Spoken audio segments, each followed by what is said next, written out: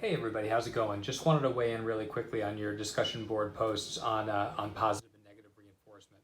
Again, really great job with the quizzes, the guided notes, and the discussion posts. Most of you seem to have a really nice grasp on anytime we're talking about reinforcement, that we're talking about some kind of a stimulus change that results in the future probability or frequency of behavior increasing. So that reinforcement always implies future increase. Okay, so positive, something's added to the environment following an instance of behavior that has the effect of that behavior increasing in the future. Negative reinforcement, something's removed from the environment that has the effect of future frequency or future probability of that behavior increasing.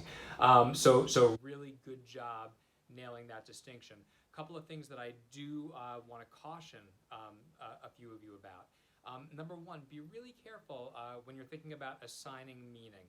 Some of you use language talking about that a person associates something with a reward, or you're using language that's a little bit mentalistic. Okay, and while it's possible that some of those things might be going on, we would typically refer to those as hypothetical constructs, thinking all the way back to what we covered in the first module, right? Whereas if we really just focus on the actual operation and effect, what we can say definitively is that something is either added or removed to or from the environment following an instance of behavior, and as a result, in the future, the frequency or probability of that behavior increases. All the other stuff about what somebody associates it with or whatever like that, that's stuff that we're sort of inferring. It's hypothetical.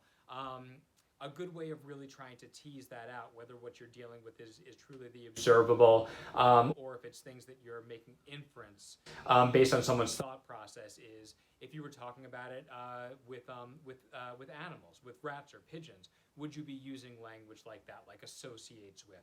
And maybe you would, but really those really are those hypothetical constructs. We want to try to avoid language like that and really stick with just what we're actually seeing and what we know to be having happen. One other thing that I wanted to point out is very often we talk about things being two sides of the same coin. Like, okay, is what's happening positive reinforcement or positive punishment? And I think one or two people gave an example of, well, this stimulus change that happened, it positively reinforced task completion, but it negatively punished non-compliance. And you were making the case that, well, task completion went up, but non-compliance went down. And while it's true that if something goes up, we're talking about reinforcement, and if something goes down, we're typically talking about punishment, here's the distinction. It's in the stimulus change, right? We're talking about a stimulus change that happens after a response, okay? So if what happened is we got task completion and then something was presented and task completion increased, well, yeah, we've got positive reinforcement going on there, right? Because the response occurred, it was followed by something being delivered, and now that response continues to occur in the future. We don't have positive punishment of non-compliance there because non-compliance wasn't occurring. So the stimulus change that happened didn't happen after the non-compliance, okay? So that's a really important distinction.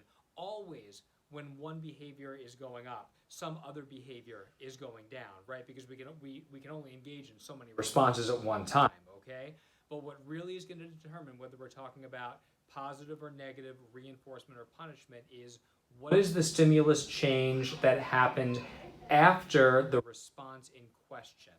And then what effect did that have on future instances of that response? So it can be tricky, I totally get it, but hopefully that helps clarify the information a little bit. Nice work, and keep it going, everyone.